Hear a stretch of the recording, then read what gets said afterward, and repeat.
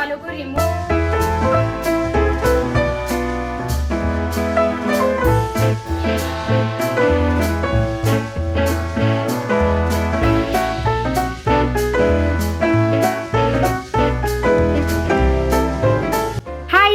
जय मां वैष्णो। आज मैं आप लोगों के साथ अपना एक और प्रोडक्टिव डे शेयर करने वाली हूँ। सुबह पूजा करने के लिए ना मैं जल्दी नहा लेती हूँ, तो कभी अगर मुझे फेस मास्क या फिर फेस पैक लगाना होता है ना तो मैं बाद में लगाती हूँ। तो आज ना मुझे ऐसी कई सारी चीज़ें करनी है, लेकिन अपने डे को स्टार्ट करने से पहले अपनी बॉडी को एनर्जी देते हैं। आज मम्मी ने ना टेस्टी से आलू के पराठे बनाए थे, इसलिए मैंने ओट्स वगैरह कुछ नहीं बनाया है क्योंकि पराठे ही हैवी हो जाते हैं। साथ में मैंने थोड़ी सी दही ले ली थी। आज की चीज़ें निपटाने के लिए ना मेरे पास ज़्यादा टाइम नहीं है, 12-1 बजे तक का ही टाइम है, क्योंकि इसके बाद मुझे अपनी दोस्त के घर जाना है और शाम तक का समय फिर वहीं निकल जाएगा। आजकल ना मैंने सोशल होना थोड़ा सा ज़्यादा स्टार्ट कर दिया है। बीच में ना मैं खुद में ही रहा करती थी, अपने घर में ही पड़ी रहती थी, जिस वजह से ना मुझे बहुत ज़्यादा ओवर थिंकिंग होने लग गई थी। तो जो प्लान मैं पहले ड्रॉप कर दिया करती थी ना, आजकल उन सारे प्लान्स को एग्जीक्यूट करके लोगों से मिलती हूँ। लेकिन उससे पहले ना मुझे अपने शू रैक को क्लीन करना है। मैं कितने दिनों से ना इसकी छटाई करने की सोच रही थी। इसमें ना देखकर लगता है कि हम पे बहुत सारे शूज़ है, लेकिन इसमें अधिकतर शूज़ तो ऐसे हैं जो हम यूज़ ही नहीं करते हैं या वो ख़राब हैं। तो आज ना टाइम निकाल के मैंने इस रैक को क्लीन कर ही डाला।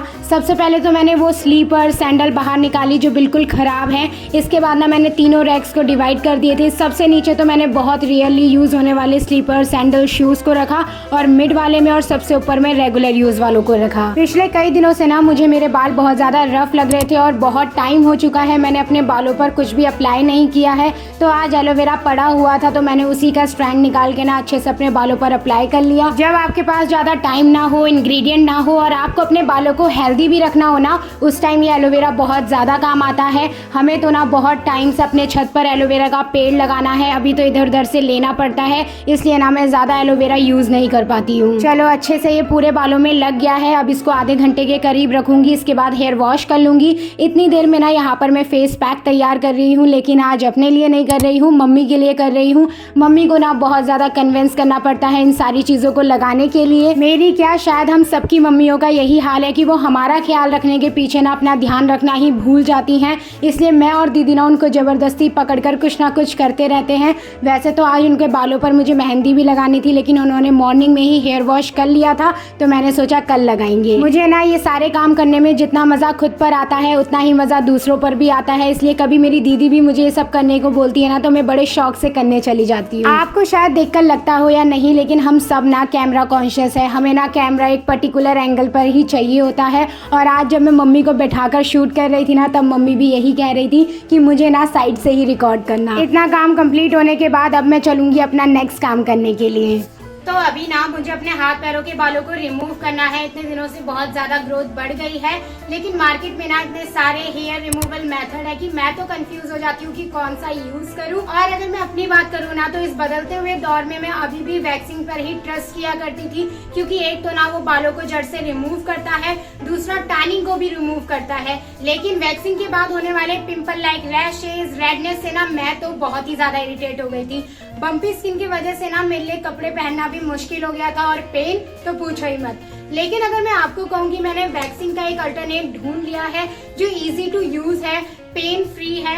आप अपने बालों को ना मिनटों में घर पर ही निकाल सकते हो, और सबसे अच्छी बात ये टैनिंग को भी रिमूव करता है और आपकी हेयर ग्रोथ की फ्रीक्वेंसी को भी लोअर करता है। तो मैं यहाँ पर बात कर रही हूँ nude anti tanning hair removal cream की। लेकिन एक मिनट, आप लोग ये सोच रहे होंगे ना कि मार्केट में अवेलेबल हेयर रिमूवल क्रीम की तरह ये भी बहुत गंदा स्मेल करती होगी, आपकी हेयर ग्रोथ को बढ़ा देगी और स्किन को अच्छा करने की जगह ये और ज्यादा डार्क कर देगी। तो ऐसा कुछ भी नहीं है, क्योंकि इस क्रीम के इंग्रेडिएंट ही इसको बाकियों से डिफरेंट और खास बनाते हैं, जैसे कि अर्बुटिन और कोजिक एसिड। ये आपकी स्किन के डार्क स्पॉट्स, स्कार्स और हाइपर पिगमेंटेशन को टारगेट करते हैं, विच मीन्स आप जिस बॉडी पार्ट से हेयर रिमूव करेंगे वहां से ये फ्रीक्वेंटली टैन भी रिमूव करेगा। अगर मैं दूसरे इंग्रेडिएंट की बात करूं तो इसमें है पपाया एक्सट्रैक्ट और aloe vera, which is tough on hair and smooth on skin. और मैं ना इसके रिजल्ट देखकर शॉक हूं। एज आई टेल यू कि ये वैक्सिंग का बेस्ट अल्टरनेटिव है, जिससे ना तो आपको पेन होगा और ना ही वैक्स की हीट को टॉलरेट करना पड़ेगा। हाथ के बाद ना मैंने इसको अपने पैरों पर लगाया, क्योंकि वहां पर मेरी अच्छी खासी ग्रोथ हो रखी थी और वहां पर भी इसने अच्छे से बालों को रिमूव करा। बिफोर और आफ्टर का रिजल्ट आपके सामने है। आई एम तो ना in love with these product और ये ना 2 के पैक में आते हैं तो ऑक्सीडाइज होकर खराब होने की दिक्कत भी नहीं है। इजीली फ्लिपकार्ट और अमेजोन में अवेलेबल है तो आप वहाँ पर चेकआउट कर सकते हैं और आपके लिए ना मैंने लिंक भी अपडेट कर दिया है तो आप डिस्क्रिप्शन बॉक्स में भी देख सकते हैं। फिर सारे काम निपटाने के बाद रेडी होकर ना मैं सीधा अपनी दोस्त के घर चली गई थी।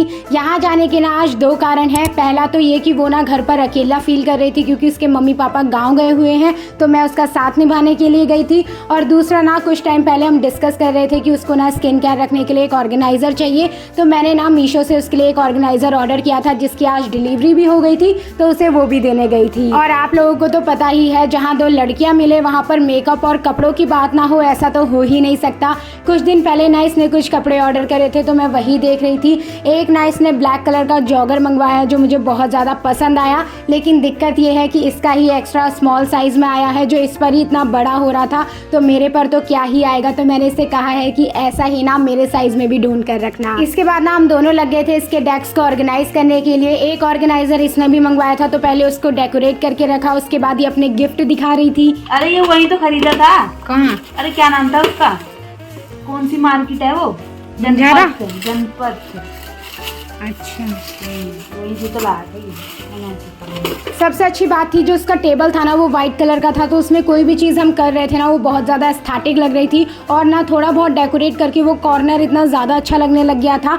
फिर मैंने सोचा ना कभी मैं भी वाइट टेबल खरीद कर ना इसी तरीके से अपने घर में डेकोरेट करूँगी। इसके बाद ना हम दोनों चले गए थे बाहर कुछ खाने के लिए क्योंकि इसने सुबह से कुछ नहीं खाया था।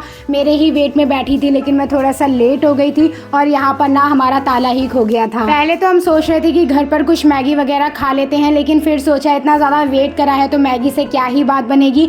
मार्केट ना इसके घर से थोड़ा सा दूर थी इसलिए हम इतना सोच विचार रहे थे। फिर हमने लास्ट में डिसाइड करा कि चलो वहाँ जाकर ही खाते हैं। तो हमने ना सबसे पहले डोसा ऑर्डर करा फिर चिली पटैटो लेकिन चिली पटैटो ना हम पूरा फिनिश ही नहीं कर पाए। पेट बहुत ज़्यादा भर गया था और ना यहाँ पर बैठकर ना हम बहुत सारी चीज़ों को डिस्कस कर रहे थे। शाम का समय था ना तो ट्यूशन के बच्चों की छुट्टी हो रही थी और सारे लोग खाने के लिए आ रखे थे तो हमारा मेन टॉपिक यही बना हुआ था कि जब हम स्कूल में पढ़ा करते थे तो ट्यूशन के टाइम पर हम भी ऐसी खाने बैठ जाया करते थे और जहाँ पर आप खाने बैठे हो वहाँ पर बैठे आसपास के लोगों के बारे में डिस्कस नहीं करा तो क्या ही करा।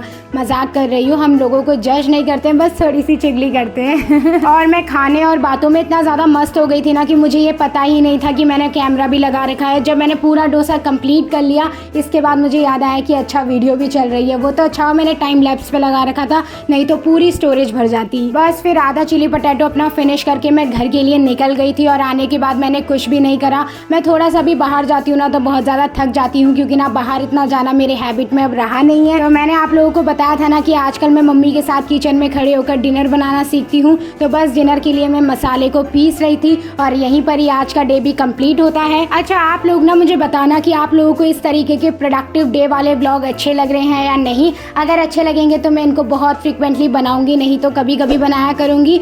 वीडियो को यहीं पर ही एंड करते हैं। कैसी लगी आपको आज की वीडियो मुझे ज़रूर बताना। वीडियो अच्छी लगी हो तो वीडियो को लाइक कर देना, चैनल को सब्सक्राइब कर देना। मैं मिलती रहूंगी आपसे ऐसी ही वीडियो में। Okay bye bye.